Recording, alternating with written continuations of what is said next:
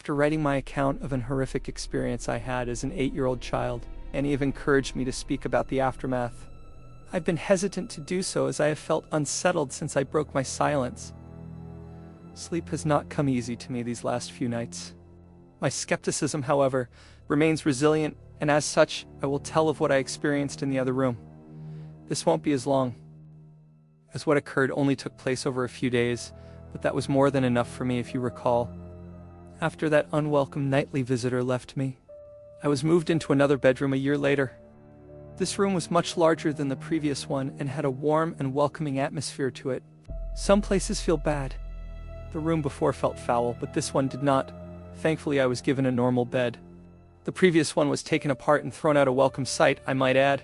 I loved my new room. I enjoyed the space for all of my toys. I was happy that the place was large enough to have my friends drop by. But most of all, I was relieved to just be out of that uneasy, foreboding part of the house. On the first night, I slept more soundly than I had done for a long time. Of course, I still moved my bed several feet from the wall. I told my mother that I and my friends liked to use the gap between the bed and wall as a hiding place. When we were playing, I awoke the next day feeling refreshed and relaxed. As I lay there watching some of my favorite cartoons on a small portable television, I noticed something odd.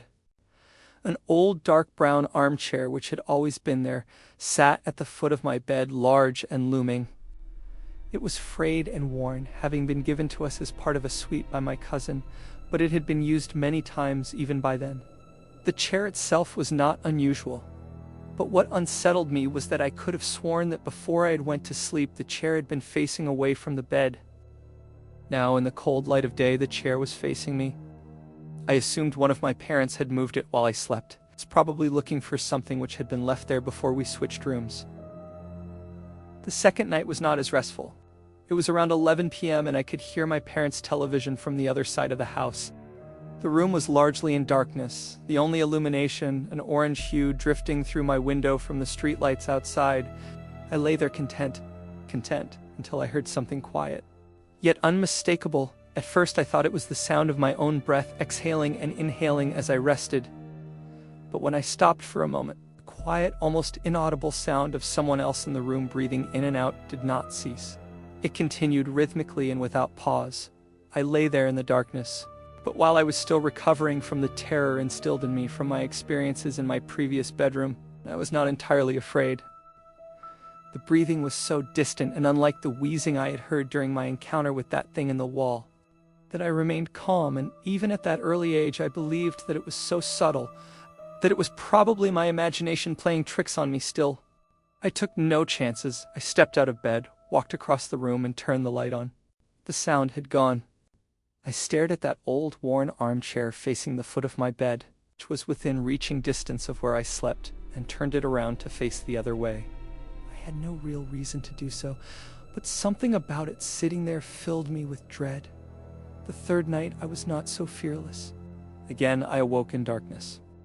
Lying on my back, I stared up at the ceiling, which seemed to happily absorb the dim orange light from the street.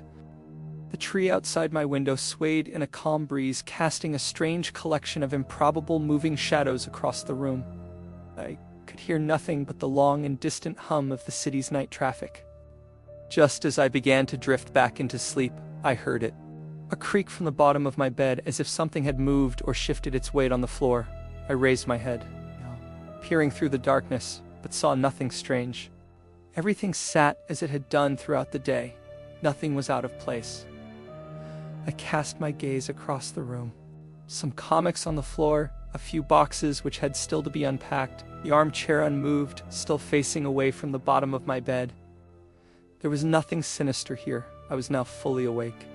Glancing over at my television, considering whether or not to enjoy some late-night TV, I'd have to keep the volume low, of course, as my older brother would hear it in the next room and no doubt tell me to switch it off. Just as I sat up fully in bed, I heard it again. A low creak, accompanied by a sound. The sound of the slightest of movements. I looked again at the room. The dim orange shadows cast by the leaves hanging by my window now took on a more menacing form. I still saw no reason to be afraid. I stared at the chair at the end of my bed and saw nothing unusual about it. It's quite common for the mind to take a moment to fully come to terms with what it is seeing. It takes time to put the full horror of what is in front of you together into a moment of cold, bitter realization. Yes, I was staring at that old, worn armchair in the dark. But what I was also staring at was the person sitting in it. In the dim light, I could only see the outline of the back of its head, the rest obscured by the spine of the chair.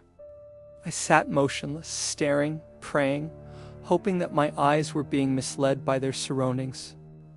The slow creak of movement as it shifted in its battered throne chilled me to my very core. This was no mere trick of the dark. Then it shifted onto its right side. I knew what it was doing. It was turning to look at me. It was difficult to make out, for even in that room it seemed darker than everything around it. I saw what looked like a collection of long fingers slip over the crest of the chair and then another. The room was silent, but for the sound of this thing shuffling in its seat and the crash of my racing heart. At first I could only make out the outline of its forehead. But then it began to rise up, revealing 2 pinpoints of light in the dark recesses of its deeply set eye sockets. It was staring at me. I screamed, and within a moment my brother and mother came into the room, switching the light on, asking if I'd had another bad dream. I sat speechless, barely acknowledging them, staring intently at the now empty armchair. I was only in that room for another few days before we suddenly moved. I saw nothing for the remaining nights, except for my last sleep in that room where I awoke to the warm air of something breathing into my ear. I jumped out of bed, turning the light on. The slow, rhythmic breath of something unseen remained, louder than before. I spent the rest of that night on the couch in the living room. 2 years later, I slept soundly in my bed in our new house. There had been no other incidences, and I was sure I had left behind whatever strangeness had plagued me. In that little average suburban home, I was, however, left one parting gift. My tormentors, and in my opinion the watcher in that armchair, was a different entity to the thing in the elongated room. One last surprise in store for me. Like an animal claiming its territory, I was not entirely out with their grasp. For one last terrifying moment, I felt the presence of those things. I lay there sound asleep, 2 years since those horrifying experiences. I was in the throes of a nightmare and suddenly, happily found myself awake, safe and sound in my bed. The room was darker than usual. I breathed a sigh of relief as one does when waking from a nightmare. But the room was so dark, I could see nothing at all, as if something had snuffed out the light. I chuckled to myself, realizing that I must have pulled my blanket up and over my face while sleeping. The cotton blanket felt cool against me, but the air was a little too warm, almost stifling. Just as I was about to remove the blanket for some air, I heard it. For the last time I heard it, the rhythmic breathing of the watcher at the end of my bed. Fear gripped me, followed by anger and despair. Why could I not be left alone? I then did something most peculiar. I decided to speak to it. Perhaps this thing did not mean to harm me. Perhaps it was unaware of the terror it had caused.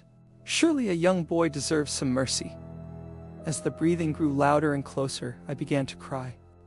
I could feel its presence on the other side of the blanket, its breath hanging over me like a stagnant wind. Through the tears, I uttered 2 words. Words which surely would put an end to all of this. Please stop. The breathing began to change. It became more animated, quicker somehow. I could hear something shuffling next to me, standing close by. The breathing then moved, first back to the foot of my bed, then slowly across the room, through the door, into the hallway, and then gone. Half crying, half elated, I lay in the still darkness, my face still covered by the blanket. You may consider this a victory of some sort, but I do not. If those things were real, I know now beyond a shadow of a doubt that their intentions were not misconstrued. They were twisted, filled with malice. I would normally never use such a word to describe anything, but it's as close to evil as I hope I ever come. How do I know that? I'll tell you how. Moments after that, things seemed to have left the house. Something pressed forcefully down on top of me, pushing the blanket with great strength against my face. I could feel a large hand with long, thin fingers wrapping the covers around my skull, its nails imprinted upon me like razor-sharp ridges. I managed to slide down into the gap between the bed and the wall, quickly making my escape. Clambering and screaming out of my room, waking my family. Make no mistake, that thing in the darkness tried to smother me to death. A few days ago, I submitted 2 nightmarish accounts from my childhood. Perhaps you best read them to truly comprehend what has befallen me. I had been compelled to silence, gripped by the irrational fear that somehow, even after all of these years, should I speak of it, that those things would seek me out and once again wreak havoc on my life. In the name of science and reason, I confronted those fears and set out to vanquish those tormented memories once and for all by sharing them with others, exposing them for what I believed they were, the delusions of a troubled child. I have held on to my skepticism and rationality for dear life. I have allowed them to define me. This morning I was presented with verifiable physical evidence of what I do not know, but it cannot be ignored. And it seems strange to me that the last few days have been so tainted by apprehension and misfortune after finally breaking my silence, that I can no longer rely upon entirely conventional explanations in the wake of sharing those traumatic experiences I had as a child. I have been plagued by an overwhelming sense of unease.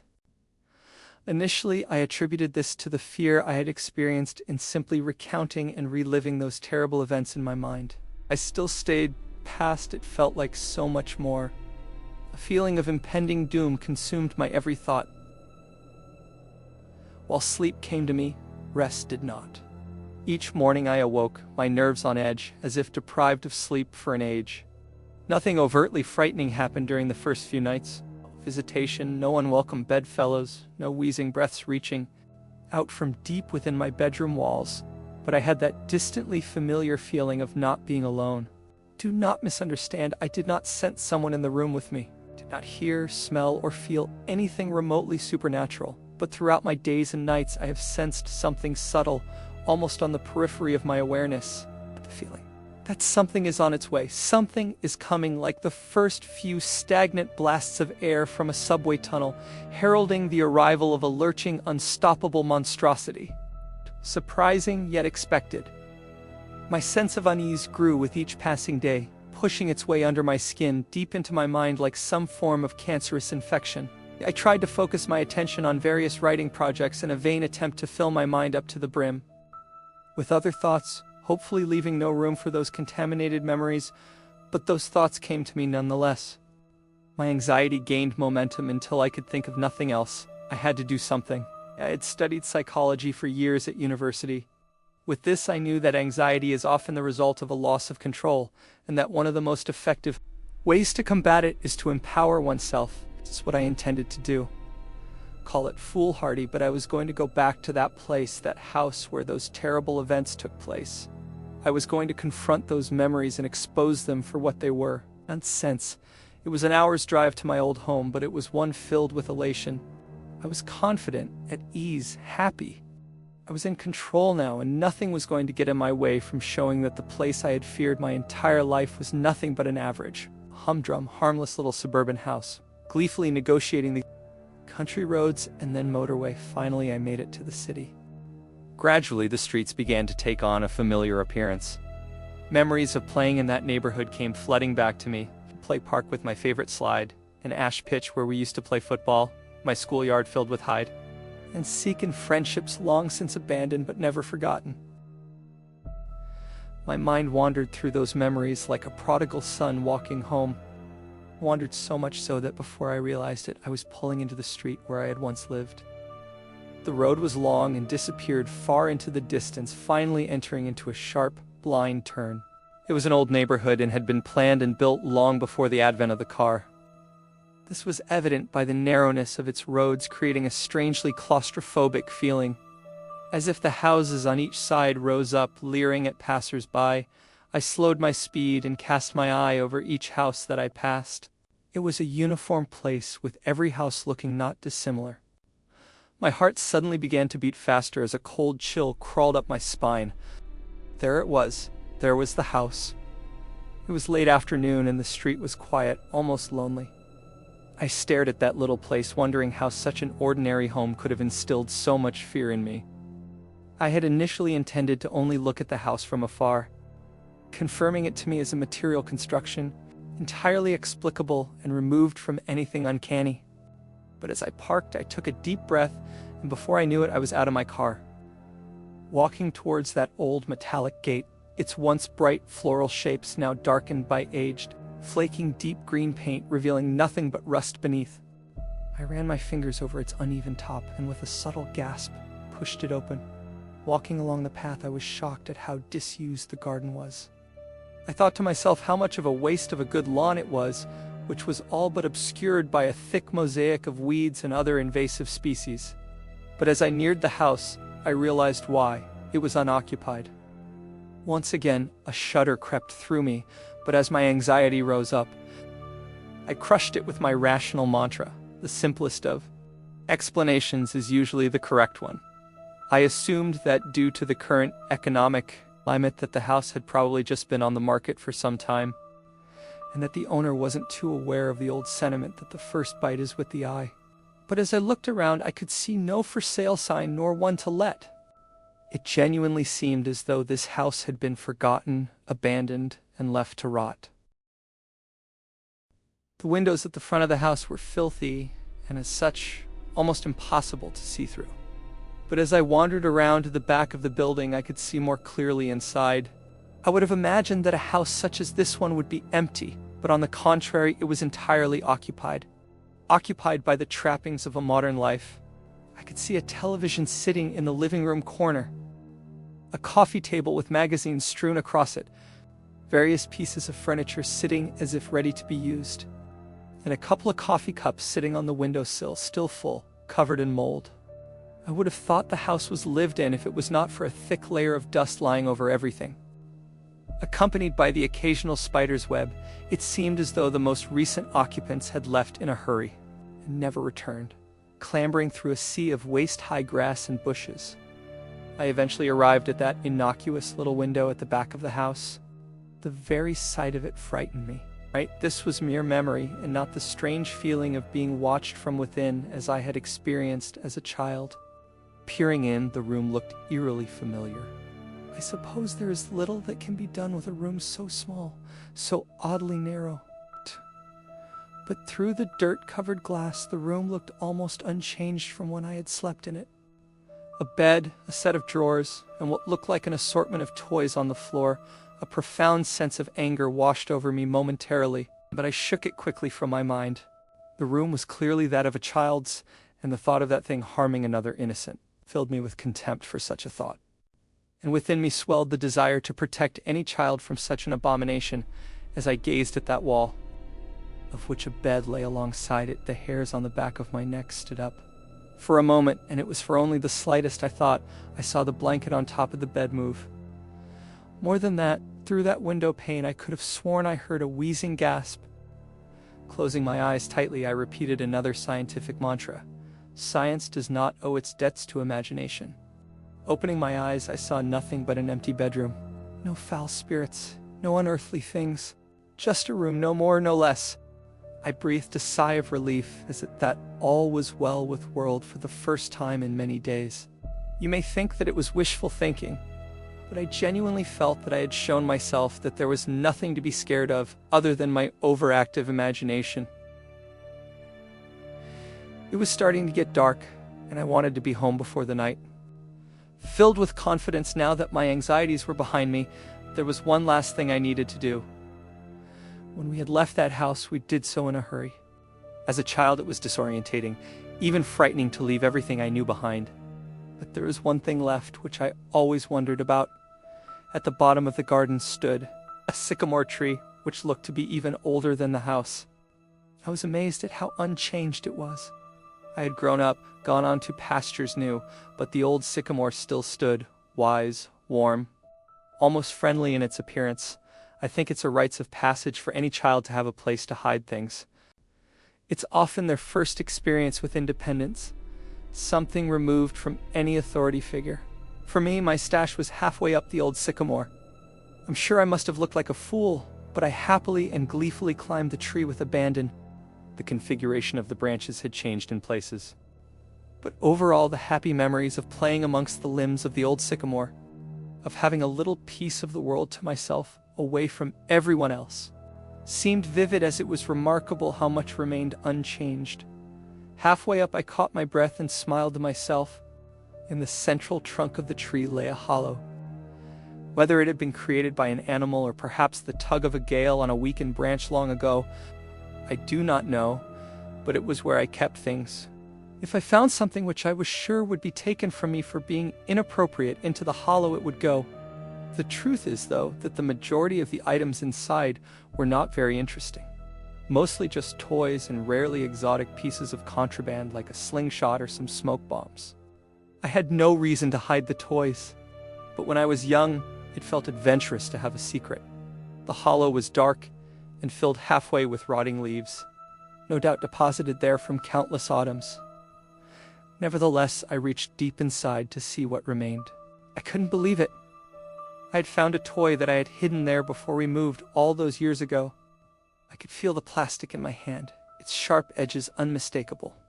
But the leaves and darkness of the hollow obscured its view for me as I struggled to remove it from the thick, a wet mixture of rotting leaves and rainwater.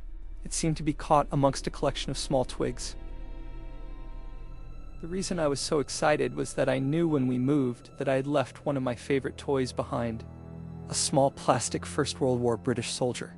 It may not sound like much, but I had grown up on my family's stories of my grandfather's adventures during both wars. And while he had passed away before I was born, I would often act out exaggerated versions of the stories with the small soldier in the role of the hero, my intrepid grandfather. At the time, I thought a hollow the perfect hiding place for a soldier. My delight, however, quickly turned to horror. I felt sick to my stomach, for as I pulled the soldier out, I realized it was not my toy, but something else entirely. Stuffed into the back of the hollow amongst the sludge, and now in my hand, was the skeletal remains of a small animal. The bones crunched together in my grip as the few small flakes of hair and flesh left on it putrefied between my fingers. I almost lost my balance as the rotten and potent smell of death escaped through my moist grasp. Invading my senses, I climbed back down carefully, dejected. There was nothing else in the hollow. My toy was gone, probably taken by another child during the subsequent years. What remained of the poor animal? I buried under some loose earth in the garden. I left that place immediately. Despite my unfortunate encounter in the hollow, I still felt empowered. That I had actually plucked up the courage to revisit that place, see how ordinary it really was, made me feel in control once more of my faculties. I did not at that time require anything other than a conventional explanation. I said goodbye to the old neighborhood, that bad memory once and for all, and began to make my way home. By the time I had driven onto the motorway, something had begun to filter through from the back of my subconscious. At first I disregarded it, dismissing it as my imagination, but as the sun shone its last and dipped below the horizon, I sensed the growing of a compulsion in me, an idea which seemed to have been born and nurtured for no good reason. No rationale, no sound causal footing, but one which had to be followed at all cost. I must get home. I increased my speed, zipping sporadically between the slower cars on the motorway, looking in the rearview mirror, keeping an eye on what might be following. I had to get home. Again, I drove faster, constantly looking behind as if racing some unseen pursuer. 70, 80, 100 miles per hour. I tore along the road, I beeped, I yelled, the sweat lashed off of me. What was happening to me? Please, just let me go home. White-knuckled, I finally made it off of the motorway and onto the country roads which would lead directly to my town. The roads were narrow and wound around the now bleak and ominous countryside. Darkness seemed to blanket the road in front of me. I turned my full beam on and breathed a sigh of relief to see a bright light again, even if artificial. The manic anxiety which had seemed to grip me on the motorway appeared to have diminished. However, I still glared into the rearview mirror more often than I should have, just to make sure that there was nothing following me. What a ridiculous thought! To think of something chasing my car? To put myself and others in danger by speeding down a busy motorway. Madness. Still, madness or not, I had felt compelled to get away as quickly as possible, and even though I had managed to collect my nerves, the loneliness of the road I was on fueled my yearning for my own town, my own street, my own bed. Nervously, I traversed the web-like winding roads which seared through the countryside, feeling relieved at the first sign of a lamppost, of civilization, and of the boundaries of my town. I pulled up outside of my house, switching the engine off, and sat for a moment in silence. I had to stop all of this nonsense. Things coming out of walls, watchers smothering me at night, looking into someone's window like a prowler. All of this was lunacy. Tomorrow I would start afresh. No more writing about my childhood experiences, no more reliving of dread-filled nights. Just getting back to normal, carrying out my work, spending time with my girlfriend, and most of all, reaffirming my belief, faith, and confidence in science and rationality. Then the thing in the backseat leant over, grabbed me by the shoulder, and breathed a foul, rancid breath from deep inside its lungs down the back of my neck. I scrambled for the door, my arms flailing around looking for the lock. Fear possessed me, shook me. A fear I remembered all too well, a fear from all those years ago, lying awake at night in that sickening room. The inside of the car had grown much colder, but that was nothing compared to the icy fingers burrowing into my shoulder. I honestly thought I was going to die, that this thing would finally get its way after all this time. The door handle popped in my panicked grip, and I fell out of the driver's seat onto the pavement. For the briefest of moments, I thought I caught a glimpse of something in the back seat, vague, the form of an old man, yet twisted and distorted, grinning from ear to ear. Luckily, there was no one around, as had there been, I would have appeared a mad fool, for the car was empty. I grabbed the keys from the ignition and booted the door shut with my foot, keying it for the night. I staggered down the path and into my house. I'm not going to lie to you, but I drank myself to sleep last night. You may recall that I said I had evidence, actual physical evidence of something unnatural. You might be wondering what that evidence is. Well, I could say that it was the marks on my shoulder that made me shudder with fear, or I could tell you that my bedroom window lying prized open this morning, by what looked like claw marks, has left me dreading tonight or any other. But no, none of that scared me as much as what I saw today upon waking. Sometimes the most frightening of messages are the most simple. For lying on my chest as I awoke this morning was a toy soldier, the soldier I had hidden in that hollow wall. Those years ago, turned to me as an adult, bitten in half.